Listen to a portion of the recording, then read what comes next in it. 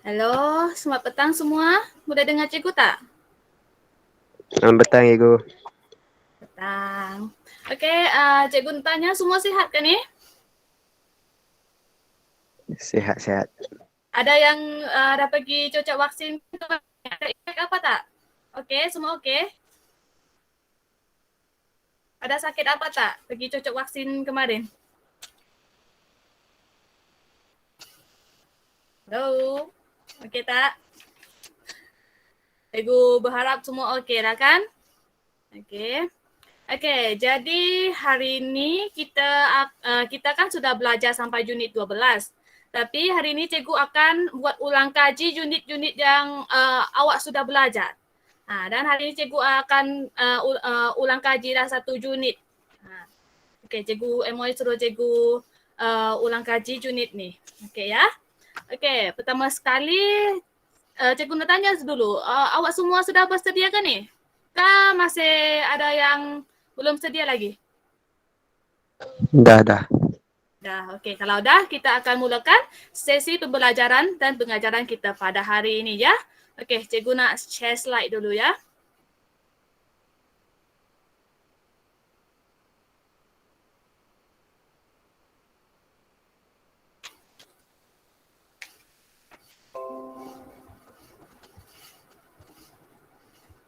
Tajuk apa, Ego?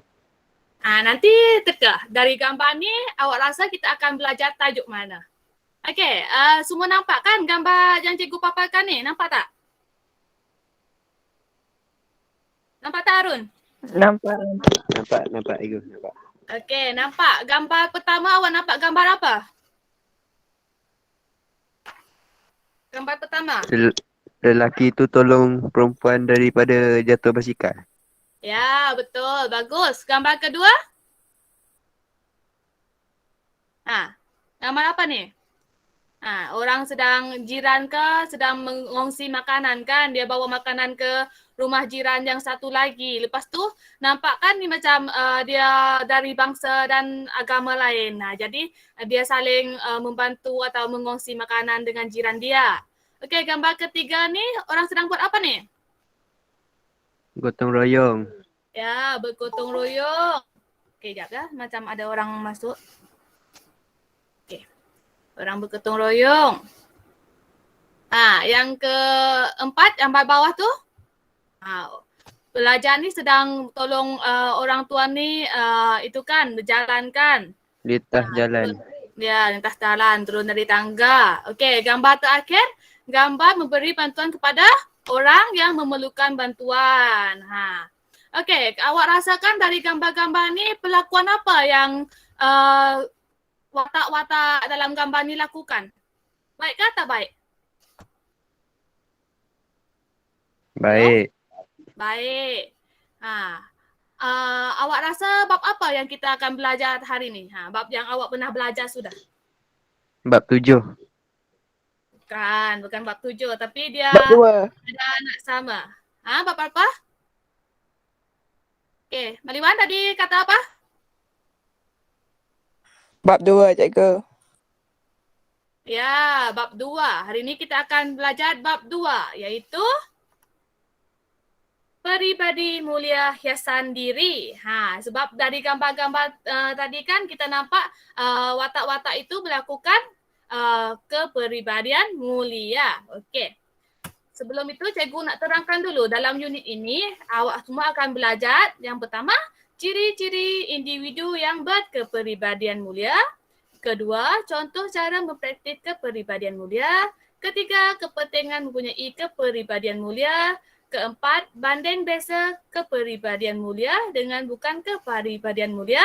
Kelima, perasaan apabila mengamalkan kepribadian mulia dalam kehidupan harian. Dan terakhir, amalan kepribadian mulia dalam kehidupan harian. Okey, bagi cadangan nilai pula, nilai yang pertama, nilai kepercayaan kepada Tuhan. Kedua, hemat tinggi. Ketiga, harga diri. Keempat, kejujuran. Dan kelima, keberanian.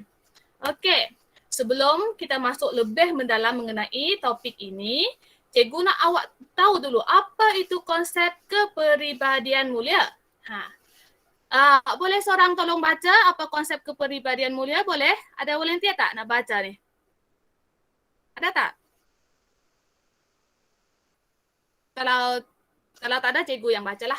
Okey, kepribadian mulia bermaksud sifat baik dan terpuji yang dimiliki oleh individu. Dia adalah sifat baik ataupun terpuji yang dimiliki oleh seseorang. Macam dimiliki oleh kita sendiri ke atau orang lain macam tu. Kepribadian mulia ini dapat dibentuk melalui latihan serta amalan kesederhanaan dalam kehidupan harian sehingga menjadi tabiat atau kebiasaan. Kepribadian mulia ni kan dia boleh dilatih atau dibentuk. Macam kalau kita biasa buat kebaikan setiap hari kan, dia akan menjadi satu tabiat atau kebiasaan kita. Jadi secara automatik kita akan menjadi seorang individu yang berkepribadian mulia. Macam tu. Okey. Setakat ni fahamkah konsep kepribadian mulia? Boleh Faham, faham? Faham, cikgu. Okey. Faham. Kita teruskan kepada ciri individu berkepribadian mulia. Kita tengok pula orang yang macam mana yang kita boleh kata dia itu berkepribadian mulia. Kita boleh tengok juga diri kita sendiri ni kan ada ciri-ciri seorang individu yang berkepribadian mulia tak? Kita boleh semak diri kita sendiri ya sambil-sambil kita belajar ni. Ini merupakan beberapa lah ciri individu berkepribadian mulia yang cikgu senaraikan. Tapi sebenarnya dia ada banyak lagi lah ciri-ciri dia. Okey, yang pertama adalah ikhlas dan jujur dalam tindakan. Orang yang berkepribadian mulia ini, dia akan bertingkah laku atau mempunyai keikhlasan dan kejujuran dalam melakukan sesuatu tindakan. Dia macam orang yang kalau contohnya kan kalau dia membantu seseorang, dia membantu secara ikhlas. Macam dia tak tak harapkan kepujian ataupun hadiah dari orang yang dia tolong tu. Dia macam tolong dengan betul-betul, dengan ikhlas. Macam tu. Okey, yang kedua, berpegang teguh pada nilai moral. Orang yang berkepribadian mulia ini juga dia akan berpegang teguh kepada nilai moral. Sebagai contohnya, dia berpegang teguh kepada nilai bekerjasama, nilai menghormati, nilai kasih sayang, nilai kejujuran, nilai keberanian, kesederhanaan, macam tu. Dia ada nilai moral dalam diri dia sendiri. Dia berpegang teguh dan dia tidak akan melanggar nilai-nilai moral. Dia tidak akan melakukan sesuatu benda yang tidak bermoral, tidak bagus, tidak bertanggungjawab. Macam tu. Okey. Ciri yang ketiga adalah berusaha bersungguh-sungguh untuk melakukan kebaikan. Orang yang berkepribadian mulia ini juga dia akan bersungguh-sungguh dalam membuat sesuatu tindakan, terutamanya kebaikan. Cikgu nak tanya, bagi kamu kan membuat kebaikan ni senang ke susah? Senang ke susah kamu rasa? Hello, cikgu masih ada tak ni? Ke cikgu terkeluar dari live sudah? Hello, semua masih boleh dengar cikgu? Dengar cikgu, dengar.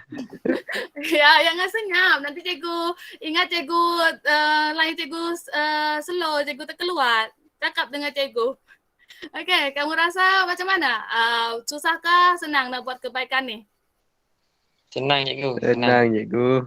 Senang. Kadang-kadang bukannya semua kebaikan tu senang kan, ada yang susah juga. Sebab kadang-kadang kita nak tolong dia tapi ada orang yang prasangka ataupun salah faham dengan tindakan kita macam tu. Jadi kalau kita rasa kita buat tu sudah baik, sudah bermoral, jadi kita perlu buat dengan bersungguh-sungguh. Jangan mudah putus asa dengan apa yang kita buat. Macam tu.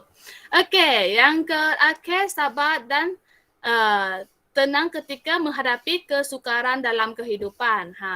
Ini semua kan mesti setiap orang pernah mengalami kesukaran dalam kehidupan. Dan apabila kita mengalami kesukaran dalam kehidupan ataupun mengalami macam benda-benda yang susah ke ataupun masalah-masalah dalam kehidupan, kita perlu sabar, bertenang dan jangan mudah putus asa. Kita kena ada keyakinan bahawa perkara-perkara atau masalah itu boleh dihadapi oleh kita. Macam kita bolehlah menyelesaikan masalah itu dengan baik. Kita jangan kalut ataupun macam berasa sedih, kecewa sampai kita tak mau buat apa-apa macam tu. Jadi kita jangan putus asa lah kalau kita menghadapi kesukaran dalam kehidupan sebab ia merupakan satu ujian dan cabaran dalam kehidupan kita. Macam tu. Okey, dari ciri-ciri ni kan, awak rasa dalam diri awak ada tak ciri-ciri yang cikgu kata tadi? Ada tak?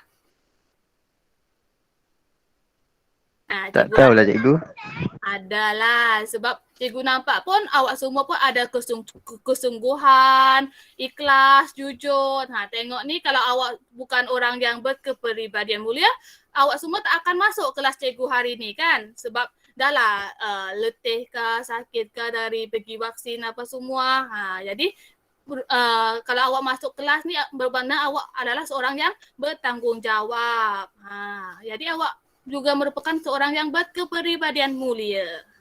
Macam tu. Okey, seterusnya kita tengok pula cara mempraktik kepribadian mulia. Sebab cikgu dah katakan kepribadian mulia ini boleh dipraktik, boleh dilatih. Jadi kita tengok macam mana kita nak latih atau mempraktik kepribadian mulia ini dalam kehidupan kita. Okey, pertama sekali diri kita sendiri. Macam mana diri kita sendiri ni nak praktik kepribadian mulia dalam kehidupan kita. Okey, pertama sekali kita kena menjaga batas pergaulan. Macam contohnya kan kalau lelaki dengan perempuan, orang tua dengan orang muda, jadi kita kena tahulah batas pergaulan kita. Macam kalau kita main dengan kawan perempuan, kita tak bolehlah macam sentuh-sentuh ataupun buat perlakuan yang bukan-bukan terhadap mereka, ataupun kita cakap dengan orang tua kita kena sopan, gunakan bahasa yang sopan, bertingkah laku sopan. Macam tu kita kena ada batas pergaulan. Okey, seterusnya bersikap pemaaf. Kita juga perlu bersikap pemaaf di mana kalau ada seseorang buat kesalahan terhadap kita dan dia memohon maaf, kita perlu maafkan dia dan jangan berdendam. Okey, dan kita juga perlu berani mengakui kesilapan diri. Apabila kita buat perkara yang salah ataupun kita membuat seseorang rasa kecil hati ke, marah ke, jadi kita kena mengakui dan pergi minta maaf dengan dia. Macam tu. Okey, kalau diri sendiri. Okey, seterusnya kita tengok pula keluarga. Keluarga terutamanya ibu bapa ke, ahli keluarga yang lain ke, perlu memberi sokongan moral lah, sokongan yang baik kepada seseorang itu supaya dia dapat melakukan perlakuan atau tingkah laku yang mulia. Lepas tu dalam keluarga juga kita perlu bersederhana dalam menyambut hari keistimewaan anggota keluarga. Cikgu rasa semua kan pernah sambut hari keistimewaan keluarga, macam contohnya hari jadi ke, hari ulang tahun perkahwinan ibu bapa ke, perayaan dalam keluarga ke, apa macam tu. Pernah tak? Pernah sambut tak hari-hari istimewa macam ni? Pernah tak? Pernah. Pernah, ya mesti semua pernah kan. Tapi kita kena sambut hari keistimewaan keluarga kita sebagai tanda kita menghargai mereka. Tapi kita kena sambut dengan sederhana. Jangan berlebih-lebihan. Macam tu. Okey, rakan sebaya pula kita tengok. Rakan sebaya ini kita sebagai seorang rakan, kita perlu menegur kesalahan rakan kita dengan cara yang baik. Kalau kita nampak kawan kita buat salah, kita perlu menegur dia dengan baik, dengan cara yang baik. Kita tak boleh pula menegur dia dengan kasar ataupun menegur dia depan orang ramai sebab akan menyebabkan dia merasa malu dan marah kita. Okey, lepas tu memberi pertolongan dengan ikhlas. Kalau kawan kita ada masalah ke, ingin pertolongan ke, kita sebagai seorang kawan ni kita perlu memberi pertolongan dan bantuan kepada dia dan kita perlu memberi dengan ikhlas. Jangan pula pergi tolong dia lepas tu mengharapkan hadiah ke, pujian ke dari dia. Macam tu. Macam kalau kita berharapkan macam tak ikhlas lah tingkah laku atau perlakuan yang kita buat tu. Macam tu. Okey. Negara. Bagi negara pula kita sebagai seorang rakyat atau warga negara sesebuah negara ni, kita perlu mengelakkan diri daripada melakukan penularan fitnah tentang negara. Kita tak bolehlah sebar benda yang bukan-bukan, benda yang boleh memburukkan nama negara kita, meruntuhkan kedaulatan negara kita. Kita perlu menyebarkan atau mengongsikan perkara-perkara yang baik tentang negara kita. Lepas tu mengharumkan nama negara dalam pelbagai bidang. Kamu kan masih belajar. Jadi pada suatu hari nanti kamu boleh mengharumkan nama kita ni dalam pelbagai bidang. Tak kiralah bidang akademik ke, bidang sukan ke mana-mana bidang. Kamu boleh mengharumkan nama baik negara kita di mata dunia.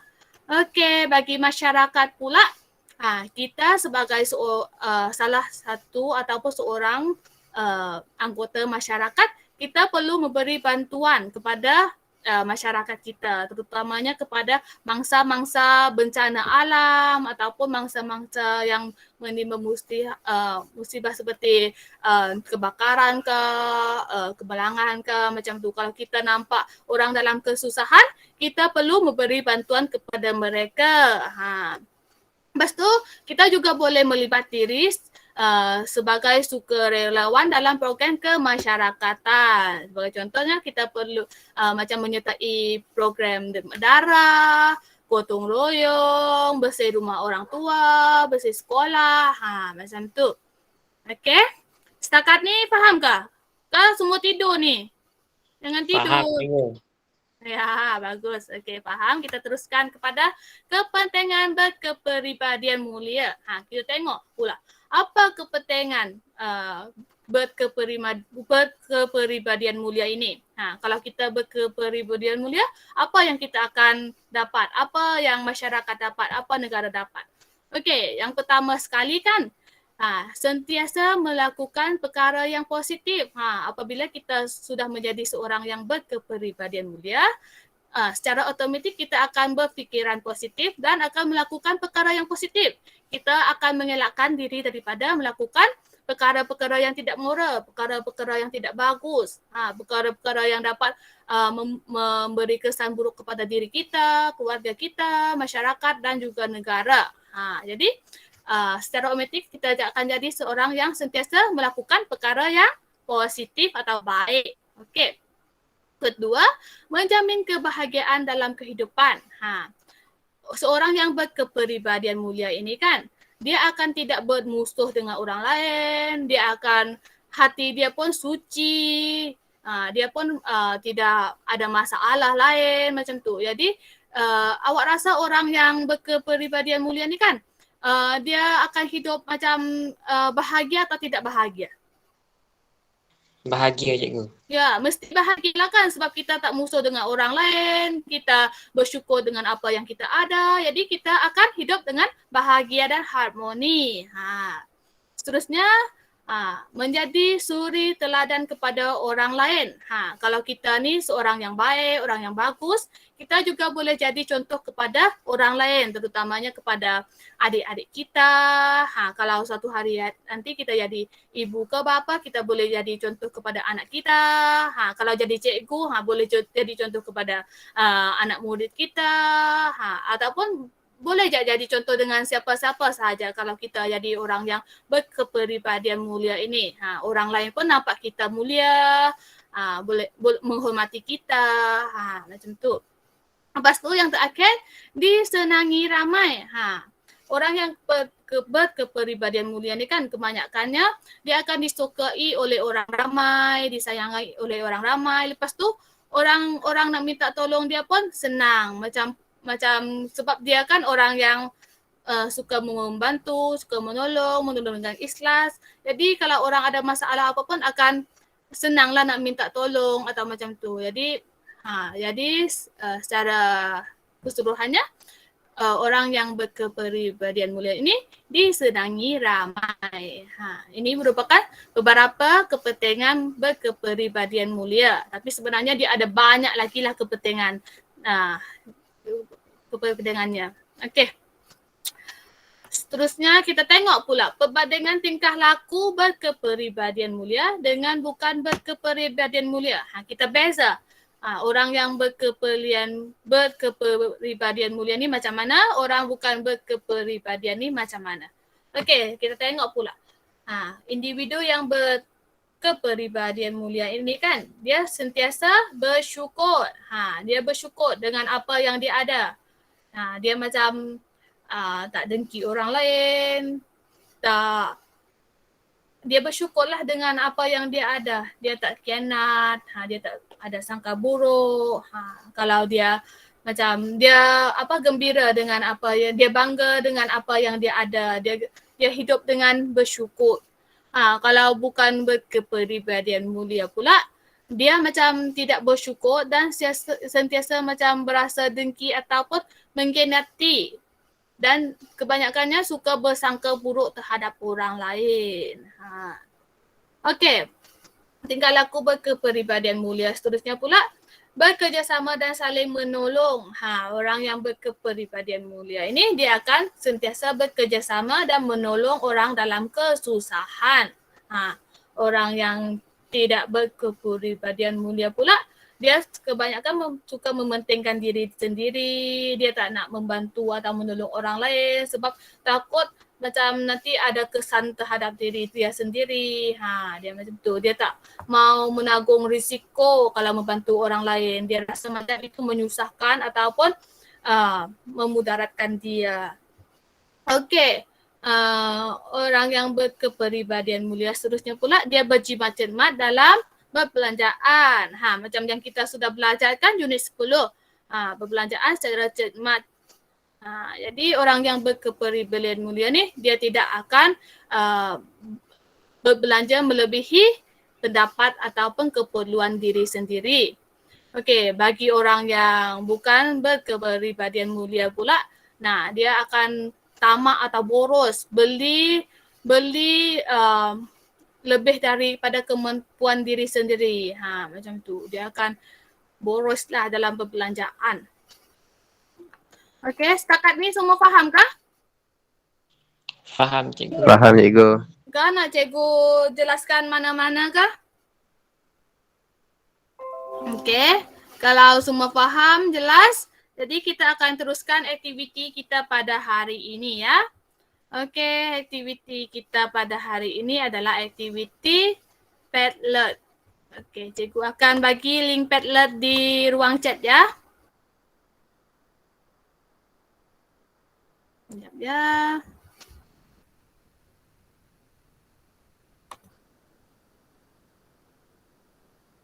Okey, semua boleh tekan link tu, lepas tu jawab soalan di Padlet. Jangan lupa tulis nama ya. Semua boleh masuk. Kalau ada masalah boleh bagi tahu cikgu ya.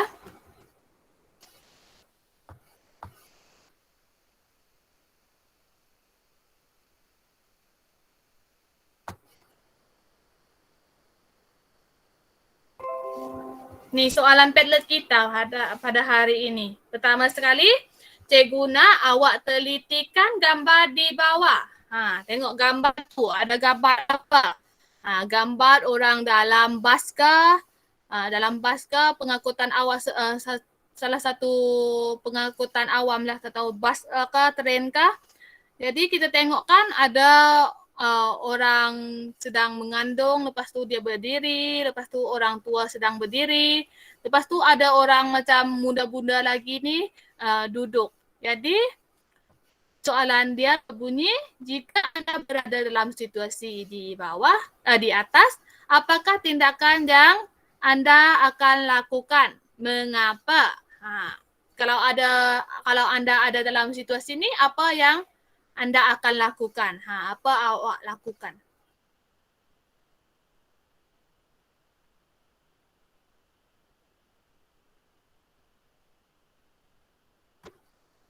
Cikgu bagi masa 10 minit ya, bolehkah?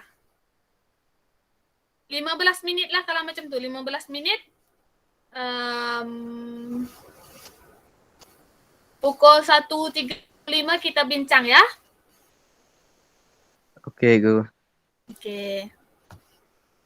Kalau ada masalah boleh tanya cikgu ya.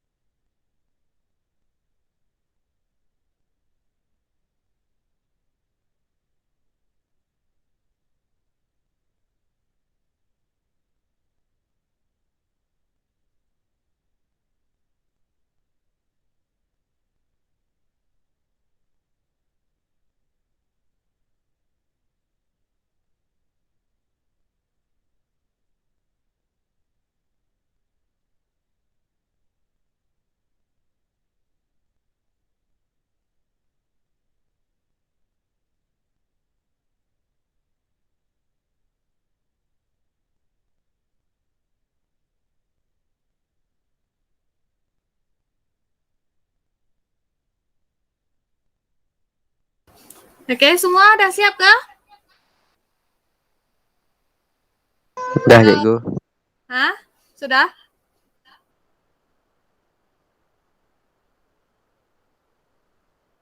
Kalau belum lagi, aku bagi masa sekejap lagi ya. Okey cikgu.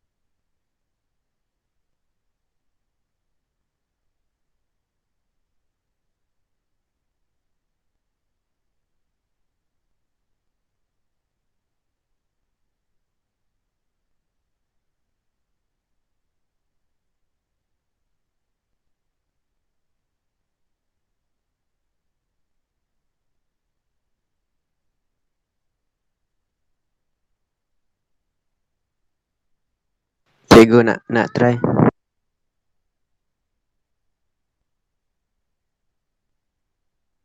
Okey, boleh Arun. Arun dah submit kah jawapan ke belum?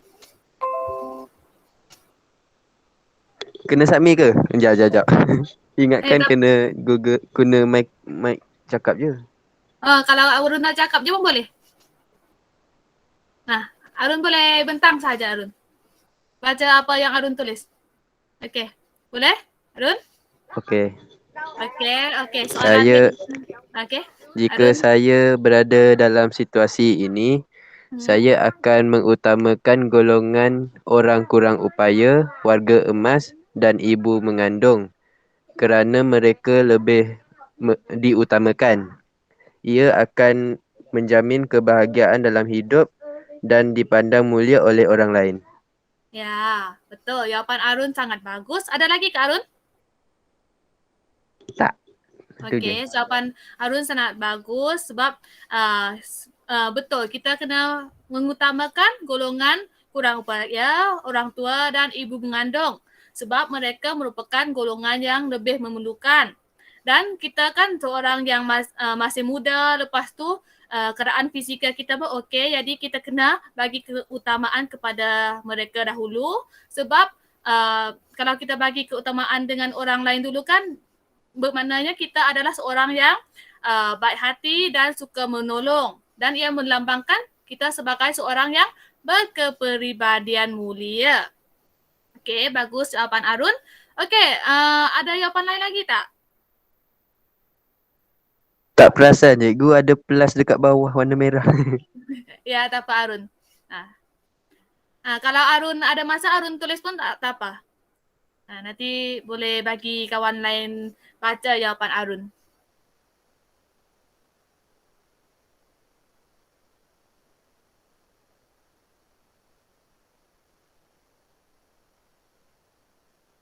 Ada siapa nak kongsi jawapan lagi tak? Ada yang nak bentang tak jawapan dia?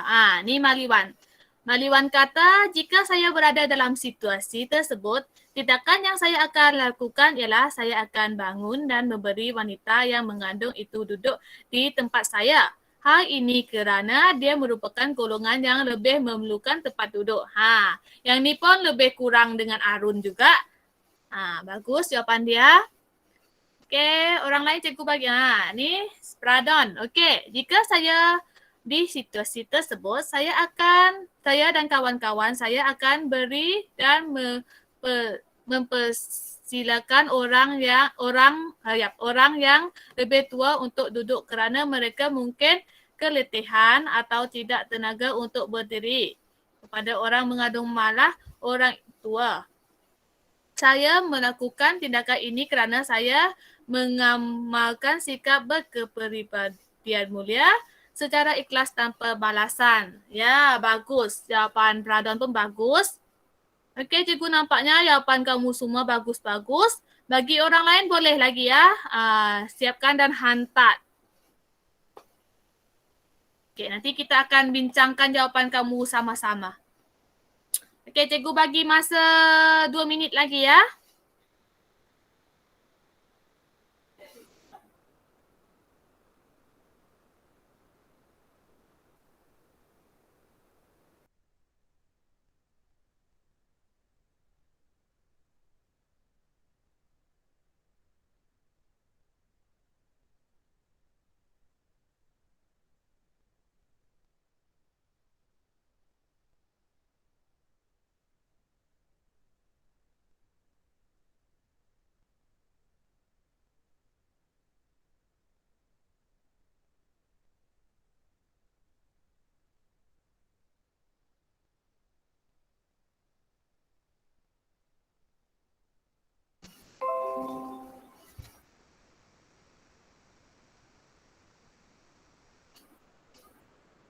Okey, yang lain ada jawapan lain kah?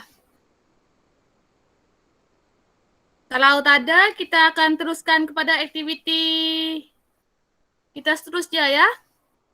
Ada siapa nak kongsi jawapan lagi tak? Lada, Oratai?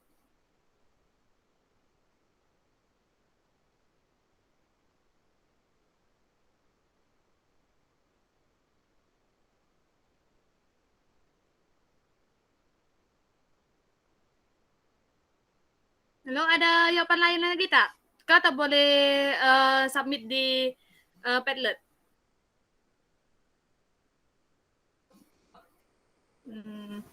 Mungkin orang lain slow. Jadi kita akan teruskan aktiviti seterusnya ya, boleh? Nanti cikgu akan hantar link ni Boleh, di grup. Dan nanti awak jawab pada bila-bila masa awak free lah ya. Okey, jadi kita akan teruskan aktiviti kita yang seterusnya iaitu aktiviti Kahoot. Okey, sambil-sambil tu cikgu nak awak buka Kahoot dulu ya. Seperti biasa, kan kita selalu main Kahoot kan? Semua sudah tahu kan langkah-langkah cara main Kahoot? Tahu cikgu. Okey, lepas ni nanti cikgu bagi kod Kahoot. Okey, masuk Kahoot dulu.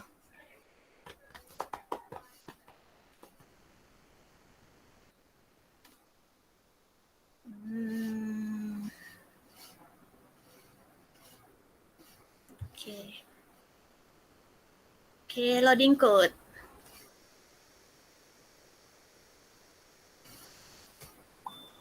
Okey, kod Kahoot kita. Semua dah masuk Kahoot ke?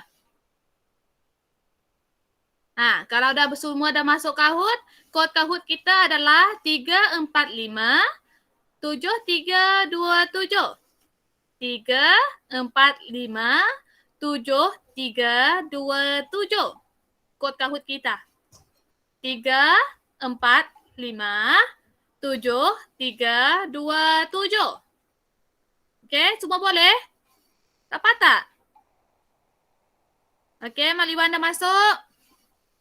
Arul Ladda. Okey, cikgu ulangkan kod Kahoot lagi. 3457327.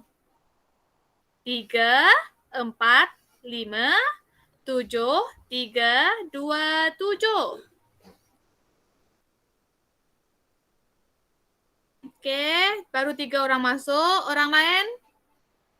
Dapat tak? Siu Ying dapat tak Siu Ying?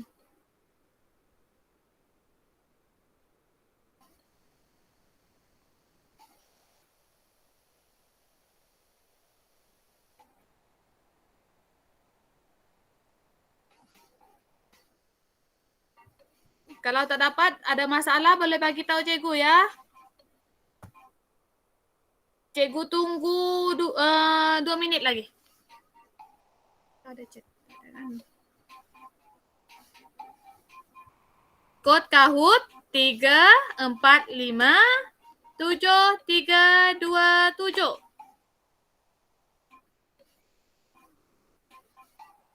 Okey, Pradon.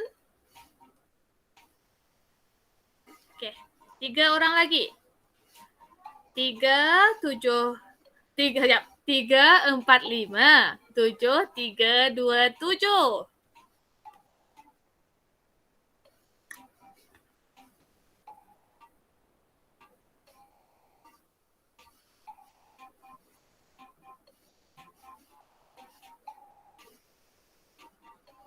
Kod Kahoot kita adalah 3457327.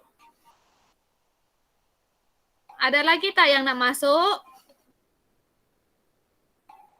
Okey, Si Ying dah masuk. Oratai dengan Bong Jingru boleh masuk tak?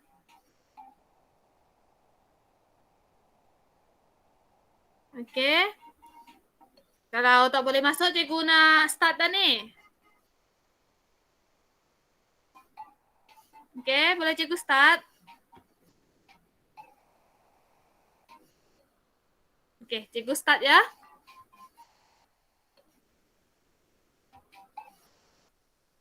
Okey, unit 2, kepribadian mulia. Go. Okey, soalan pertama. Apakah maksud kepribadian mulia? Soalan dia berbunyi, apakah maksud kepribadian mulia? Yang merah, sifat mementingkan diri sendiri yang dimiliki oleh seseorang individu. Biru, sifat tidak bersyukur. Kuning, sifat baik dan terpuji yang dimiliki oleh seseorang individu. Hijau, tingkah laku yang tidak bermoral. Okey, cikgu ulang. Ya, betul. Sifat baik dan terpuji yang dimiliki oleh seseorang individu. Okey, ada soalan salah tak apa. Mungkin keliru dengan jawapan. Okey, kita teruskan soalan seterusnya. Okey, tempat pertama kita sekarang Pradon diikuti dengan Si Ying dan Arun. Okey, soalan kedua. Yang manakah bukan ciri-ciri individu berkepribadian mulia? Okey, cikgu ulang jawapan. Soalan, yang manakah bukan ciri-ciri individu berkepribadian mulia? Pertama, merah, ikhlas dan jujur. Biru, tamak dan boros. Kuning, sabar dan tenang.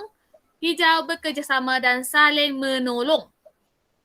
Ya, semua betul. Bagus. Iaitu tamak dan boros. Yang lain adalah ciri-ciri individu berkepribadian mulia. Okey, tempat pertama kita masih dipegang oleh Pradon, diikuti dengan Si Ying dan Arun, Ladda dan Malik Wan. Okey. Soalan betul atau salah. Memberi pertolongan dengan ikhlas merupakan salah satu cara mempraktik kepribadian mulia. Betul ke salah? Memberi pertolongan dengan ikhlas merupakan salah satu cara mempraktikkan kepribadian mulia. Betul ke salah?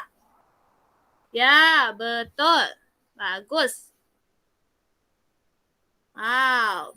Tempat pertama masih dipegang oleh Pradon, diikuti dengan Si Ying dan diikuti dengan Ladda, Arun dan Malik Wan. Okey, bagus. Kita teruskan lagi. Soalan keempat, yang manakah bukan kepentingan berkepribadian mulia? Yang manakah bukan kepentingan berkepribadian mulia? Merah, dibenci oleh orang ramai. Biru, sentiasa melakukan perkara yang positif. Kuning, dihormati dan dipandang mulia. Hijau, menjadi suri teladan kepada orang lain. Okey, merah, dibenci oleh orang ramai. Biru, sentiasa melakukan perkara yang positif. Kuning, dihormati. Okey, ya. Jawapan dia adalah dibenci oleh orang ramai. Ya? Saya lag, cikgu. Ya, Arun? Tiba-tiba hang. Oh, okey, tak apa, Arun. Masih boleh ikut lagi kak? Kalau tak boleh ikut apa Arun? Arun itu melibat diri dalam kelas saja. Tengok kawan jawab pun tak apa. Tak jalan. Ni duduk sini je. Soalan 4. Okey, tak apa Arun. Tak apa, tak apa. Arun dah dapat banyak juga kan jawab? Okey, tak apa Arun. Okey, Pradon, Siwing dan Ladda. Okey, kita tengok soalan yang kelima. True first. Betul salah? Soalan dia, mementingkan diri sendiri merupakan salah satu tingkah laku berkepribadian mulia. Betulkah salah? Mementingkan diri sendiri merupakan salah satu tingkah laku berkepribadian mulia. Betulkah salah? Okey, semua dah jawabkan. Mungkin seorang lagi tu Arun. Jadi kita skip ya. Okey, jawapan dia salah. Sebab mementingkan diri sendiri bukan tingkah laku berkepribadian mulia. Okey. Okey. Soalan terakhir, betul salah juga. Setiap individu perlu mengamalkan kepribadian mulia agar dapat melahirkan insan yang bermoral. Setiap individu perlu mengamalkan kepribadian mulia agar dapat melahirkan insan yang bermoral. Okey, betulkah salah? Okey, cikgu skip ya. Ya, betul. Semua betul. Bagus. Okey, kita tengok pula siapa dapat tempat ketiga. Tempat ketiga jatuh kepada Ladda. Diikuti tempat kedua Siu Ying dan tempat pertama jatuh kepada Pradon. Ya. Tahniah semua. Semua bagus, pandai. Okey. Okey. Jadi berdasarkan soalan quiz kita tadi, soalan Kahoot kita tadi, cikgu rasa semua boleh jawab dengan betul. Dan kebanyakannya dari kamu tu mungkin keliru dari soalan sahaja. Jadi ikutkan kamu fahamlah kan apa yang cikgu ngajar hari ni. Faham tak? Faham. Cikgu. Bagus, faham. Ya? Faham. Ya, Pradon? Okey, bagus. Okey, kalau semua faham, cikgu nak minta seorang atau dua orang buat refleksi mengenai pembelajaran dan pengajaran kita pada hari ini, boleh tak? Refleksi, kongsi apa yang kamu dapat dari pembelajaran kita pada hari ini. Ada siapa nak volunteer tak? Ada tak? Jangan senyap. Kalau senyap, cikgu pilih ni. Okey. Bermaknanya nak cikgu pilih lah kan? Cikgu pilih seorang dari lelaki, seorang dari perempuan lah ya. Boleh? Okey. Lelaki, kita ada 2 orang lelaki sahaja. Jadi cikgu nak, tadi Arun sudah baca perbincangan dia. Jadi cikgu nak Pradon boleh kongsi apa yang awak dapat dari kelas kita pada hari ini. Boleh tak, Pradon? Saya dapat mengetahui manfaat mengamalkan berkepribadian mulia. Ya, bagus. Okey, ada lagi tak, Pradon? Tak ada, cikgu. Okey, bagus. Terima kasih, Pradon. Okey, cikgu nak wakil dari perempuan pula. Ada siapa nak wakil tak? Kan nak cikgu pilih juga? Nah, kalau cikgu pilih, cikgu nak Ladda, boleh Ladda?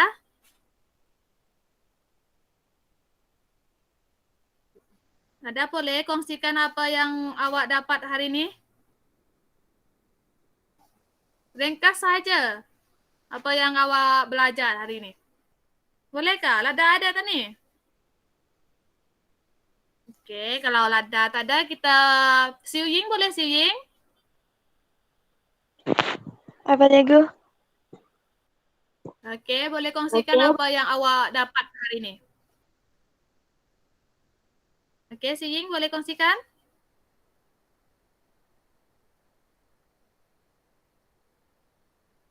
Kepribadian mulia harus dibentuk oleh setiap individu. Ya, betul. Kepribadian mulia perlu dibentuk oleh setiap individu. Inilah apa yang kita belajar hari ini ya, berkaitan dengan kepribadian mulia. Jadi terima kasih Siu Ying dan Pradon. Terima kasih, Ego. Kerana dapat membuat refleksi pada hari ini. Okey, jadi kalau semua faham, masa pun dah habis. Jadi cikgu buat kesimpulan secara keseluruhan mengenai topik kita pada hari ini, iaitu setiap individu haruslah mengamalkan kepribadian mulia agar dapat melahirkan insan yang bermoral serta dapat hidup dalam suasana gembira, selesa dan harmoni. Jadi, kamu semua termasuklah cikgu sendiri perlu mengamalkan atau mempraktik kepribadian mulia dalam kehidupan seharian kita supaya kita dapat menjadi seorang yang berkepribadian mulia dan dapat hidup bersama dengan orang lain dengan harmoni dan gembira. Okey. Jadi setakat ni semua faham kan?